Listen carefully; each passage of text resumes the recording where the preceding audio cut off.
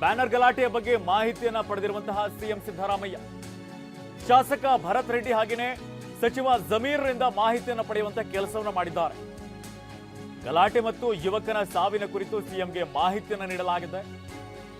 ಸಚಿವ ಜಮೀರ್ ಮೂಲಕವಾಗಿ ಪರಿಸ್ಥಿತಿಯನ್ನ ನಿಯಂತ್ರಣಕ್ಕೆ ಸೂಚನೆಯನ್ನು ಕೊಡಲಾಗಿದೆ. ಇದರ ಜೊತೆಗೇನೆ ಭರತ್ ರೆಡ್ಡಿಗೆ ಒಂದಷ್ಟು ಕಿವಿ ಮಾತನ್ನ ಸಿಎಂ ಸಿದ್ದರಾಮಯ್ಯ ಹೇಳಿದ್ದಾರೆ.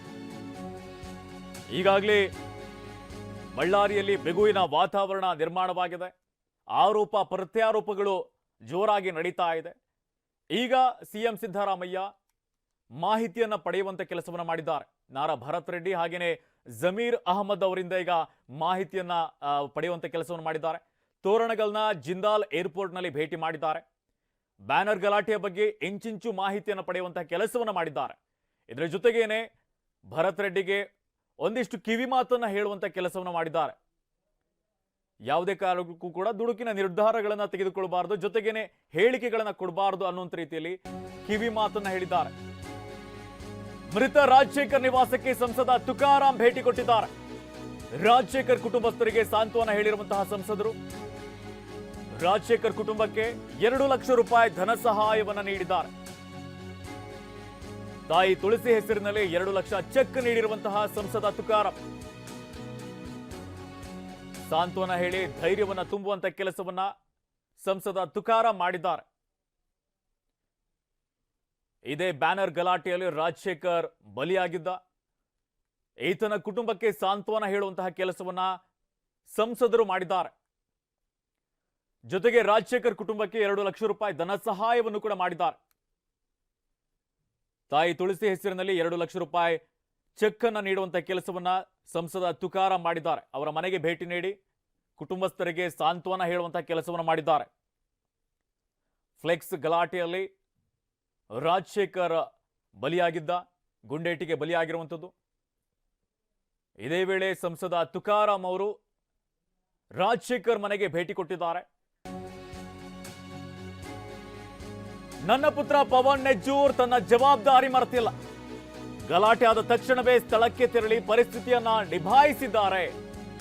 ಫೇಸ್ಬುಕ್ನಲ್ಲಿ ಪವನ್ ತಂದೆ ಉದಯ್ ಶಂಕರ್ ಪೋಸ್ಟ್ ಮಾಡಿದ್ದಾರೆ. ಮೃತರ ಅಂತ್ಯಕ್ರಿಯೆ ವೇಳೆ ಬಂದೋಬಸ್ತ್ ವ್ಯವಸ್ಥೆ ಮಾಡಿದ್ರು. ಅಮಾನತಿನಿಂದ ಬೇಸರವಾಗಿ ಆಘಾತಕ್ಕೆ ಒಳಗಾಗಿದ್ದು ನಿಜ. ನನ್ನ ಪುತ್ರ ಯಾವುದೇ ಕಾರಣಕ್ಕೂ ಕೂಡ ಆತ್ಮಹತ್ಯೆ ಯತ್ನವನ್ನ ಮಾಡಿಲ್ಲ ಅಂತ ಪೋಸ್ಟ್ ಮಾಡಿದ್ದಾರೆ. ಸರ್ಕಾರ ಪುತ್ರನ ಅಮಾನತು ಕುರಿತು ಮರುಪರಿಶೀಲನೆ ಮಾಡಲಿ ಅಂತ ಹೇಳಿದ್ದಾರೆ. ಫೇಸ್ಬುಕ್ನಲ್ಲಿ ಪವನ್ ತಂದೆ ಉದಯ್ ಶಂಕರ್ ಪೋಸ್ಟ್ ಮಾಡಿರುವಂಥದ್ದು ನಾವು ದೃಶ್ಯಾವಳಿಯಲ್ಲಿ ನೋಡ್ತಾ ಇದ್ದೀವಿ. ಉದಯ್ ಶಂಕರ್ ಪೋಸ್ಟ್ ಮಾಡಿರುವಂಥದ್ದು, ನನ್ನ ಪುತ್ರ ಪವನ್ ನೆಜ್ಜೂರು ತನ್ನ ಜವಾಬ್ದಾರಿಯನ್ನ ಎಂದೂ ಕೂಡ ಮರೆತಿಲ್ಲ. ಗಲಾಟೆ ಆದ ತಕ್ಷಣವೇನೆ ಸ್ಥಳಕ್ಕೆ ತೆರಳಿ ಪರಿಸ್ಥಿತಿಯನ್ನ ನಿಭಾಯಿಸುವಂತ ಕೆಲಸವನ್ನ ಮಾಡಿದ್ದಾರೆ ಅಂತ ಪೋಸ್ಟ್ ಮಾಡಿದ್ದಾರೆ. ಫೇಸ್ಬುಕ್ನಲ್ಲಿ ಪವನ್ ತಂದೆ ಉದಯ್ ಶಂಕರ್ ಪೋಸ್ಟ್ ಮಾಡಿರುವಂಥದ್ದು. ಮೃತರ ಅಂತ್ಯಕ್ರಿಯೆ ವೇಳೆ ಬಂದೋಬಸ್ತ್ ವ್ಯವಸ್ಥೆಯನ್ನು ಕೂಡ ಮಾಡಿದ್ರು. ಇನ್ನೊಂದು ಕಡೆಯಲ್ಲಿ ಆತ್ಮಹತ್ಯೆಗೆ ಯತ್ನಿಸಿದ್ದಾರೆ ಅನ್ನುವಂತಹ ಮಾಹಿತಿಗಳು ಕೇಳಿ ಬರ್ತಾ, ಇದಕ್ಕೂ ಸಂಬಂಧಪಟ್ಟಂತೆ ಕೂಡ ಹೇಳಿಕೆಯನ್ನು ನೀಡಿರುವಂಥದ್ದು. ನಾಳೆ ಬಳ್ಳಾರಿಗೆ ವಿಪಕ್ಷ ನಾಯಕ ಆರ್ ಅಶೋಕ್ ಭೇಟಿ ಕೊಡಲಿದ್ದಾರೆ. ಜನಾರ್ದನ್ ರೆಡ್ಡಿ ನಿವಾಸ ಗಲಾಟೆ ನಡೆದ ಸ್ಥಳಕ್ಕೆ ಭೇಟಿಯನ್ನು ಕೊಡಲಿದ್ದಾರೆ. ನಾಳೆ ಮಧ್ಯಾಹ್ನ 12 ಗಂಟೆಗೆ ಆರ್ ಅಶೋಕ್ ಭೇಟಿ ಕೊಡಲಿದ್ದಾರೆ. ಫ್ಲೆಕ್ಸ್ ಗಲಾಟೆ ಆಗಿತ್ತು ಜನಾರ್ದನ್ ರೆಡ್ಡಿ ನಿವಾಸದ ಮುಂಭಾಗದಲ್ಲಿ. ಇದೇ ಸ್ಥಳಕ್ಕೆ ನಾಳೆ ಆರ್ ಅಶೋಕ್ ಭೇಟಿಯನ್ನು ಕೊಡಲಿದ್ದಾರೆ. ವಿಪಕ್ಷ ನಾಯಕ ಆರ್ ಅಶೋಕ್ ಭೇಟಿ ಕೊಡಲಿದ್ದಾರೆ. ಈಗಾಗಲೇ ಹಲವಾರು ಬಿಜೆಪಿ ನಾಯಕರು ಕೂಡ ಅಲ್ಲಿಗೆ ತೆರಳಿರುವಂಥದ್ದು. ನಾಳೆ ವಿಪಕ್ಷ ನಾಯಕರು ಕೂಡ ಭೇಟಿಯಾಗಿ ಜನಾರ್ದನ್ ರೆಡ್ಡಿ ನಿವಾಸ ಹಾಗೆಯೇ ಗಲಾಟೆ ನಡೆದ ಸ್ಥಳವನ್ನ ಭೇಟಿ ಕೊಡಲಿದ್ದಾರೆ. ನಾಳೆ ಮಧ್ಯಾಹ್ನ 12 ಗಂಟೆಗೆ ಅಶೋಕ್ ಬಳ್ಳಾರಿಗೆ ಭೇಟಿ ಕೊಡಲಿರುವಂಥದ್ದು. ಬಳ್ಳಾರಿಯಲ್ಲಿ ಮೊನ್ನೆ ಉದ್ವಿಗ್ನ ಪರಿಸ್ಥಿತಿ ನಿರ್ಮಾಣವಾಗಿತ್ತು. ಬಿಜೆಪಿ ಕಾಂಗ್ರೆಸ್ ಕಾರ್ಯಕರ್ತರ ನಡುವೆ ಗಲಾಟೆ ಆಗಿತ್ತು. ಇದೇ ವೇಳೆ ಗಾಳಿಯಲ್ಲಿ ಗುಂಡು ಹಾರಿಸುವಂತಹ ಕೆಲಸವನ್ನು ಮಾಡಲಾಗಿತ್ತು. ಈ ವೇಳೆ ಕಾಂಗ್ರೆಸ್ ಕಾರ್ಯಕರ್ತ ರಾಜಶೇಖರ್ ಬಲಿಯಾಗಿದ್ದ. ಇದೇ ಪ್ರಕರಣಕ್ಕೆ ಸಂಬಂಧಪಟ್ಟಂತೆ ನಾಳೆ ಆರ್ ಅಶೋಕ್ ಬಳ್ಳಾರಿಗೆ ಭೇಟಿ ಕೊಡಲಿದ್ದಾರೆ. ನಾಳೆ ಮಧ್ಯಾಹ್ನ 12 ಗಂಟೆಗೆ ಬಳ್ಳಾರಿಗೆ ಭೇಟಿ ಕೊಡಲಿದ್ದಾರೆ. ಜನಾರ್ದನ್ ರೆಡ್ಡಿ ಅವರ ನಿವಾಸದ ಮುಂಭಾಗದಲ್ಲಿ ಫ್ಲೆಕ್ಸ್ ಗಲಾಟೆ ಆಗಿತ್ತು. ಇದೇ ಸಂದರ್ಭದಲ್ಲಿ ಗಾಳಿಯಲ್ಲಿ ಗುಂಡು ಹಾರಿಸುವಂತಹ ಕೆಲಸವನ್ನು ಮಾಡಿದ್ರು.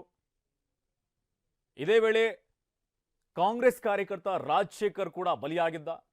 ಇದು ರಾಜಕೀಯ ಜಟಾಪಟಿಗೂ ಕೂಡ ಕಾರಣವಾಗಿತ್ತು.